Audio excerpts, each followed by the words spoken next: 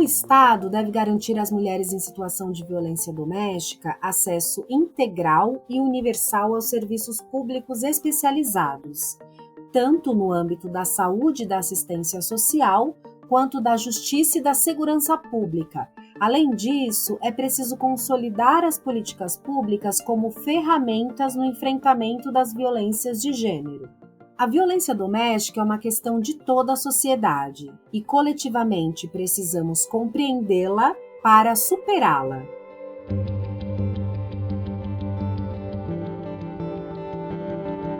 Você está ouvindo Patrícia Galvão Podcast. Esse é o episódio Como a população avalia o papel dos serviços públicos de atendimento às mulheres. Uma conversa com Graziela Aquaviva, da série Enfrentamento à Violência Doméstica contra Mulheres, responsabilidades do Estado e de toda a sociedade. A cada episódio, convidamos um especialista para comentar alguns dados da pesquisa Redes de Apoio e Saídas Institucionais para Mulheres em Situação de Violência Doméstica, realizada pelo Instituto Patrícia Galvão em parceria com o IPEC e apoio do Instituto Beja.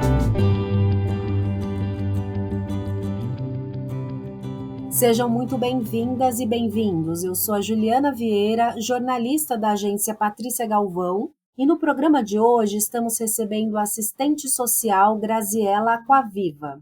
Com mestrado e doutorado sobre o tema de violência de gênero e políticas públicas, mecanismos de produção e reprodução da violência em familiares de vítimas de homicídio, Graziela é professora do curso de Serviço Social da PUC São Paulo e trabalha há mais de 20 anos como assessora técnica e supervisora de equipes de centros de referência e casas-abrigos para mulher em situação de violência da Prefeitura Municipal de São Paulo. Seja muito bem-vinda, Graziela. Por favor, peço que você se apresente para quem está nos ouvindo. Olá, Juliana. Primeiro, super agradecida por esse convite do Instituto Patrícia Galvão, numa situação tão importante quanto essa, né, de fazer a discussão da pesquisa.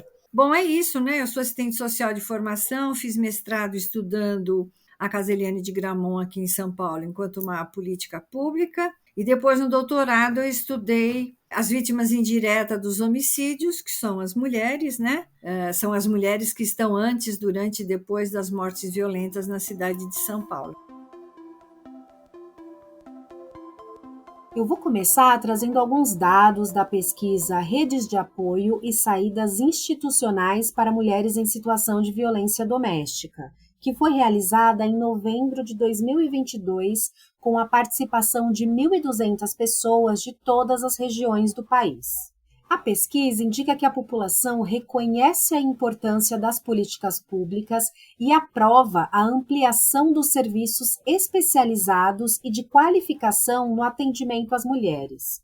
Para 90%, se houvesse apoio do Estado, as mulheres em situação de violência doméstica se sentiriam mais seguras para denunciar e sair da relação violenta. E, para 85%, os homens que praticam violência doméstica sabem que isso é um crime, mas acreditam que não serão punidos. Professora Graziela, diante desse maciço apoio da população para a ampliação do amparo da rede pública, como explicar a falta de compromisso político e de investimento de recursos em todos os níveis de governo na estruturação e efetivação das políticas públicas de enfrentamento à violência contra as mulheres? Primeiro, acho que a gente tem que identificar que as políticas para as mulheres, na verdade, elas são muito recentes. Se a gente for pensar em termos de Brasil, né? O que a gente vai ter? 85, a primeira delegacia da defesa da mulher em São Paulo, 86, o primeiro abrigo, e depois a gente tem, na década de 90, depois da Constituição Federal, a gente tem um boom de serviços, né? Que não se multiplicou até agora, tá certo? Acho que essa é uma questão. O fato de políticas públicas para as mulheres ser extremamente recente. A outra questão é que o Estado brasileiro se organiza de forma muito fragmentada através das políticas. Quando faz os encontros nacionais, quando faz as declarações, as conferências, Na hora de executar esses trabalhos, eles são executados por dentro das políticas já existentes. Então, na assistência social, na educação, na saúde, no trabalho. E necessariamente isso não está significando transversalidade. A gente teve a Secretaria de Políticas Públicas para as Mulheres criada só em 2003. A Constituição Federal foi lá em 88, né, quando obtivemos direitos iguais entre homens e mulheres e todos e todas aquelas que vivem nesse país. Na Constituição Federal de 88, as feministas conseguiram a maioria das coisas para nós, mas com relação à violência contra as mulheres, nós ficamos dentro do capítulo da família, lá no artigo 256, onde fala que o governo deverá providenciar atendimento a todas as vítimas de violência doméstica. Não teve nenhum destaque para criança, adolescente, mulheres, idosos, são todas as vítimas de violência doméstica. Todas as conquistas feitas ao longo desses 18 anos, 19 anos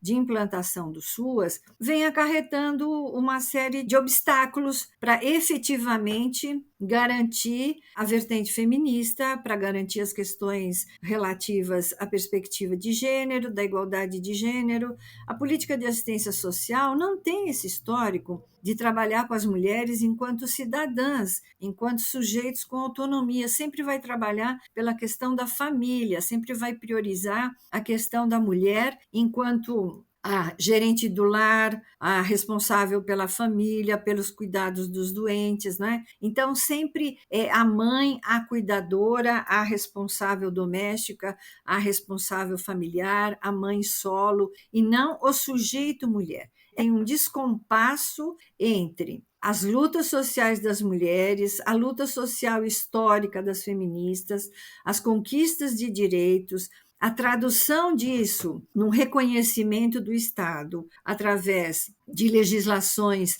e de políticas, e que muito pouco se efetiva na hora de você fazer a distribuição do orçamento para você pensar isso dentro das políticas, dentro dos serviços.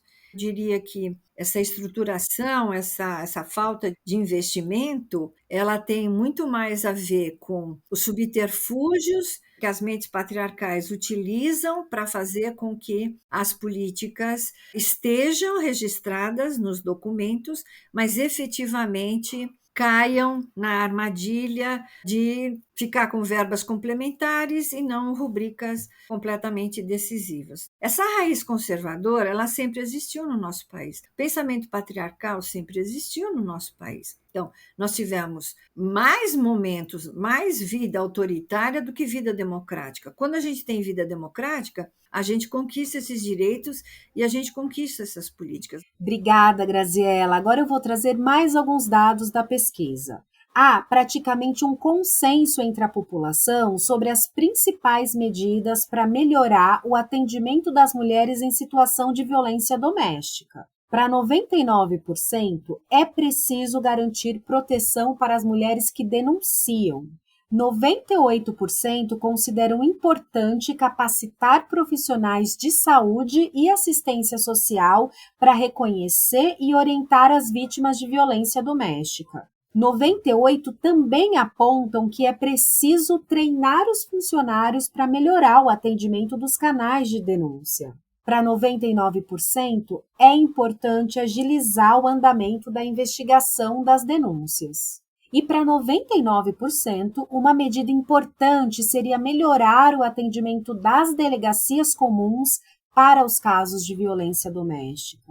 Esses números mostram que a população percebe que a melhoria no atendimento passa principalmente pela capacitação de profissionais, pela garantia de segurança para as mulheres que denunciam e pela agilização nos processos judiciais. Na sua avaliação, quais medidas deveriam ser aplicadas com urgência para atender essas mulheres e aperfeiçoar as políticas de enfrentamento à violência doméstica? A capacitação de profissionais realmente é um elemento definidor, determinante para essa questão. Só que a gente tem que pensar que, para além da capacitação, eu preciso ter um número de serviços onde essa mulher possa ter maior acessibilidade, porque a saúde é o lugar aonde as mulheres, inclusive, chegam primeiro do que qualquer outra coisa. Pesquisa feita pela OMS, pela Organização Pan-Americana da Saúde, em 96 e depois nos anos 2000, coloca, né, que na América Latina as unidades de saúde são muito mais próximas da população do que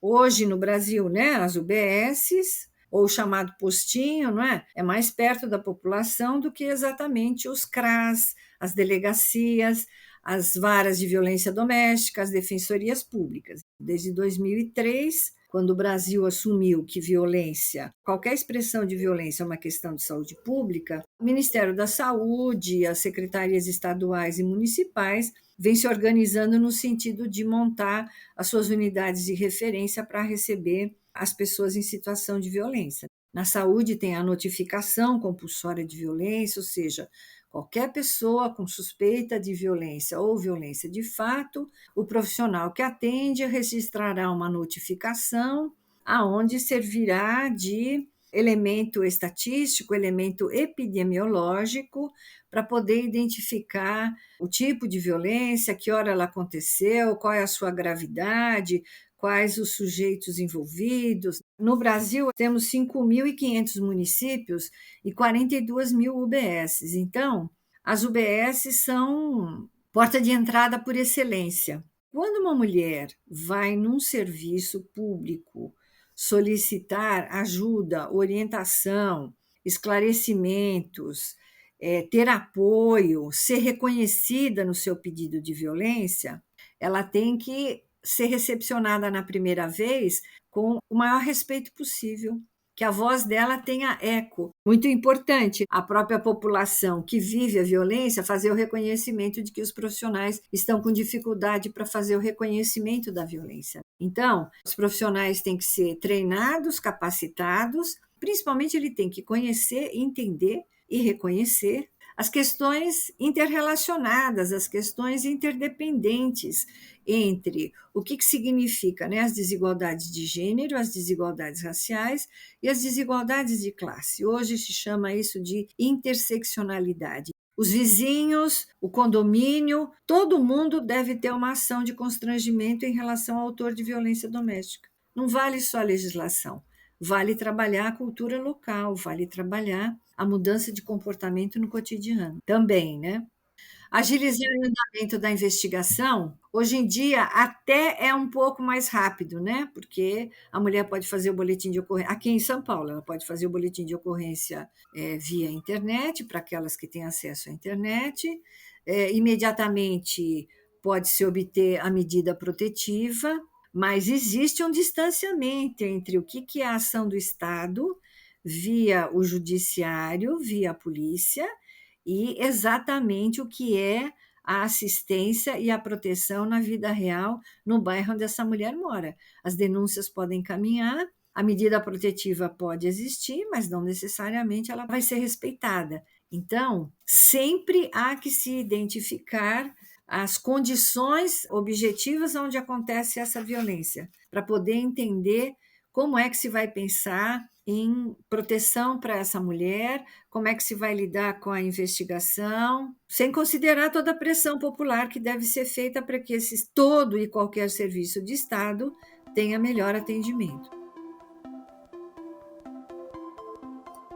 Seguindo com os dados do levantamento Redes de Apoio, que revela, para a maioria das brasileiras e brasileiros entrevistados, é preciso aumentar o número de serviços para possibilitar que as mulheres que vivem em cidades pequenas e médias também tenham acesso a atendimento em serviços especializados, como delegacias da mulher e unidades da Casa da Mulher Brasileira. Na sua opinião, professora Graziella, considerando a dimensão geográfica e a distribuição desigual dos serviços no país, como garantir equidade de acesso para todas as mulheres vítimas de agressão? Então, acho que equidade de acesso, né, Juliana, é nosso horizonte, porque a distribuição dos serviços nesse país é absolutamente desigual.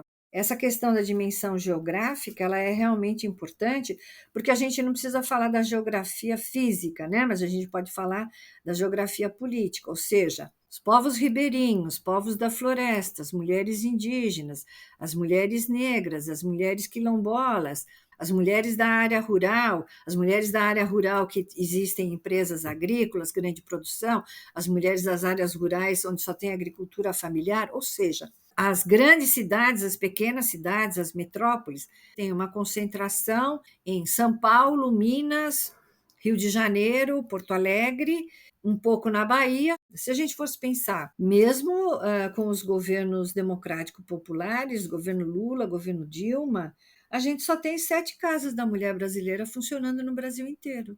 Agora, pensa um pouco, Casa da Mulher Brasileira é um projeto maravilhoso, mas ele é um projeto absolutamente distante. Se ele fica na capital, como é que as mulheres das outras cidades vão acessar?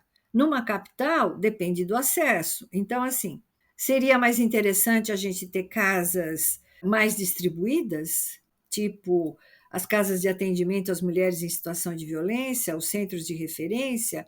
Esses centros deveriam priorizar as questões da violência de gênero, a violência racial e a violência de classe, trabalhar com maior especificidade sobre a questão racial. Então, deveríamos ter mais serviços e deveríamos ter critérios mais qualificados para responder às demandas presentes em cada uma dessas regiões. E não é difícil fazer isso. É trabalhoso, mas não é difícil. Você tem dados censitários, você tem os dados do boletim de ocorrência, você tem os dados da notificação compulsória de violência, você tem os dados dos atendimentos da assistência social, vocês têm os dados da Secretaria de Educação, você tem os dados da Guarda Civil Metropolitana, você tem os atendimentos da Polícia Militar. Isso não tem dificuldade nenhuma. Um programa de computador hoje resolve completamente trabalhar com essa imensidão desses bancos de dados e poder definir critérios de prioridade. Mas, com certeza, para conseguir essa equidade de acesso, é preciso ter melhor distribuição, melhor qualidade nos serviços, maior capacitação e a qualidade na distribuição dos serviços. Quem precisa mais deve receber mais serviços e mais qualificados, respeitando essas diferenças. Em nome de toda a equipe do Instituto Patrícia Galvão, agradecemos muito a sua participação, Graziela. Nós já estamos chegando ao fim do segundo episódio da série Enfrentamento à Violência Doméstica contra Mulheres, responsabilidades do Estado e de toda a sociedade. E para encerrar, eu quero pedir a nossa convidada, a professora Graziela Coaviva, para falar sobre a relevância do Centro de Referência Mulher, Casa Eliane de Gramont, e o atual cenário da assistência social direcionada às questões de gênero em São Paulo. Acredito eu que a Casa Eliane de Gramont é uma semente importante no país, porque primeiro foi criado num governo democrático popular por uma mulher, a Luísa Erundina, mulher nordestina, assistente social, que se tornou prefeita da cidade de São Paulo. No bojo da eleição da Erundina, as feministas de São Paulo se reuniram dos diferentes partidos para poder exigir que a Prefeitura de São Paulo, ainda em 1990, não tinha nenhum serviço especial, nenhum serviço relacionado à mulher, nenhuma secretaria, nenhuma coordenadoria. E elas conseguiram montar a Coordenadoria Especial da Mulher, e dentro dessa coordenadoria é que foi pensada a Casa Eliane de Gramont. Então, as análises das feministas na época já eram de que a delegacia era extremamente importante, mas completamente insuficiente, né? Por quê? Porque as mulheres precisam pensar, repensar, conversar, encontrar com outras mulheres para poder pensar as questões relacionadas à violência. É isso que a Casa Eliane acabou criando ao longo dos anos, né?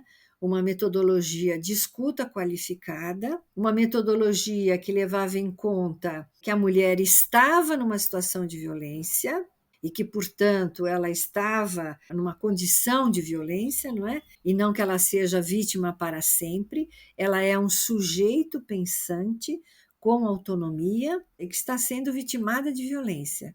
Nesses primeiros 10, 15 anos, a gente foi formando essa metodologia exatamente para poder pensar a escuta qualificada, as possibilidades de uma reeducação de gênero, primeiro, fazendo com que essa mulher pudesse fazer o reconhecimento da violência vivida e que ela pudesse reconhecer, principalmente, de que maneira a violência estava presente na vida dela. Ela sofreu violência quando ela era menina, ela sofreu violência enquanto trabalhadora, ela vive violência no bairro onde ela mora, violência de gênero, violência institucional. Esse é um trabalho importante. Para isso, você precisa de tempo, você precisa de pessoal qualificado, você precisa criar vínculos de confiança institucional com estas mulheres, para que elas possam permanecer no atendimento, principalmente para poder pensar as formas de superação da violência. A Casa Eliane é uma semente de uma política pública criada com muita discussão. Foi lá que a gente montou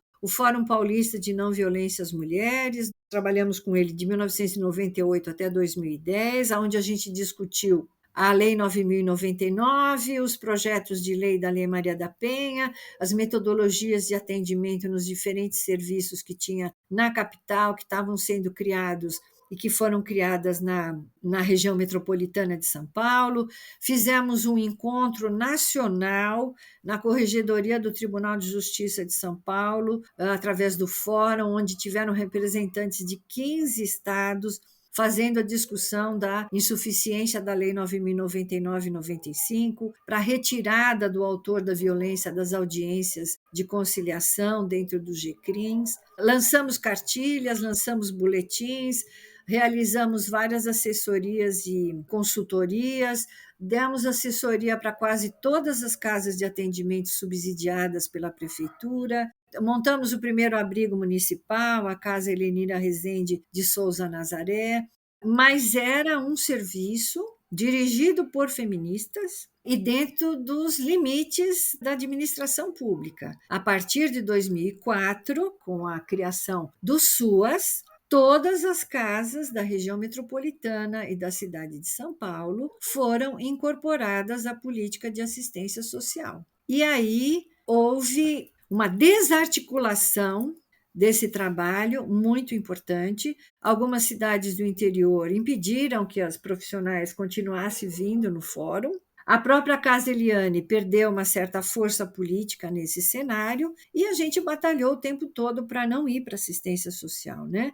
Exatamente porque a política de assistência social não tem a perspectiva de gênero, vem construindo, mas é muito recente. Não é uma diretriz de trabalho técnico incorporado pelo conjunto dos profissionais de CRAS, CRES e de todos os serviços terceirizados. Aliás, o problema mais sério é toda a precarização e a terceirização hoje dos serviços de atendimento às mulheres em situação de violência doméstica na cidade de São Paulo. O plano de metas da cidade até 2024 é ter 100% de todos os atendimentos para as mulheres em situação de violência doméstica de forma terceirizada, ou seja, de forma precarizada. E o outro problema mais sério é que vai se perdendo essa perspectiva que a gente está falando do gênero e das lutas feministas, né? Então, existem muitas fundações religiosas nesses convênios de terceirização, e isso pode ser um complicador, né? Porque nem sempre as religiões, as fundações, esses braços jurídicos têm essa abertura para trabalhar com as desigualdades de gênero, raça e classe. Obrigada pela sua contribuição, Graziela. Esse foi o segundo episódio da série Enfrentando a Violência Doméstica contra Mulheres, responsabilidades do Estado e de toda a sociedade. Acesse o nosso site www.agenciapatriciagalvão.org.br e acompanhe as nossas redes sociais. Vocês nos encontram no @ipatriciagalvão. Até a próxima!